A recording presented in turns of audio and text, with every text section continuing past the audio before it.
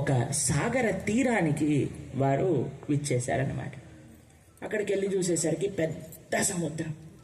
అయ్యో, ఇంత సముద్రం దగ్గరికి వచ్చేసాము, ఈ సముద్రాన్ని మనం దాటగలుగుతామా? అసలు ఈ సముద్రాన్ని మనం దాటగలుగుతామా? మనకేమో అంత శక్తి లేదా? ఎలా వెళ్ళటం అని ఆలోచిస్తూ ఉంటారు. అందరూ చాలా డిస్కరేజ్ అయిపోయారండి. ఏం చేయాలో అస్సలు అర్థం కాలేదండి. అందరూ అలా నిరుత్సాహంగా కూర్చొని ఉన్నారు. దీనికంటే మనం ఎలానో లంఘించలేము, వెనకాలకి వెళ్తే సుగ్రీవుడు ఎలాగో మనల్ని చంపేస్తాడు, కాబట్టి ఇక్కడే మనల్ని ప్రాణాల్ని వదిలేయటం మేలు అని అనుకున్నాడు. రామాయణంలో అండి 3 ప్రస్తావనలు వస్తాయి ప్రాణాన్ని వదిలేసుకోవాలి అని అనుకుంటారు. మొట్టమొదటిది ఇక్కడ వానరులు అనుకుంటున్నారు. తర్వాత సుందరకాండలో మనం వింటాం ఇంకా 2 ప్రస్తావనలు. ఈ 3 సంఘటనలో కూడా వాళ్ళని కాపాడింది ఏంటో తెలుసా అండి? ఏం కాపాడింది? రాముడి యొక్క కథ కాపాడింది, రాముడి యొక్క చరిత్ర కాపాడింది. వీళ్ళు అనుకున్నారు, సరే పోవటం మేలు, ఇక్కడే పోదాము, రాముడి యొక్క గుణగలాన్ని కీర్తిస్తూ పోదాము అని రాముడి గురించి చెప్పటం ప్రారంభించారు.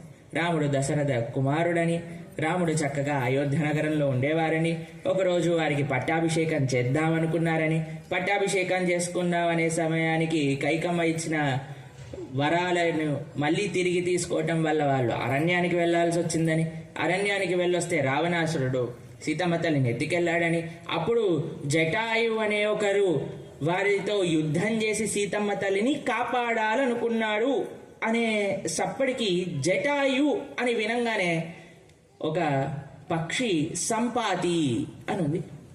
వెంటనే అలర్ట్ అయిపోయింది. అరే, ఇది మా బ్రదర్ పేరు కదా, వీళ్ళు ఎందుకు అనుకుంటున్నారు, వీళ్ళకి ఎలా తెలుసు అని అడగటం ప్రారంభం చేశారు.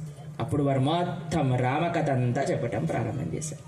మీకు ఒక విషయం తెలిసిన అండి, మనకి ఎప్పుడైనా జీవితంలో ఎటువంటి సందర్భంలోనైనా సరే మనల్ని కాపాడేది రామకథ, భగవంతుడి యొక్క కథ, భగవంతుడి యొక్క నామం. మేము ఒకసారి భాగవతం, భగవద్గీత ఈ 2 కూడా ఆన్లైన్ మాధ్యమంలో కోవిడ్ సమయంలో చెప్పాను. ఎంతమంది ఆ భాగవతం, భగవద్గీత విన్నారు? సంతోషం. ఆ భాగవతం, భగవద్గీత చెప్పినప్పుడు ఆ భాగవతం ప్రారంభం చేసే ముందు సుమారుగా మాకొక 40 ఫోన్ కాల్ వచ్చాయండి.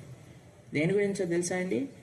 మేము సూసైడ్ చేసుకోవాలనుకుంటున్నాము అని. ఒక నెల రోజుల సమయం, 40 ఫోన్ కాల్. మేము వారితోటి ఏమీ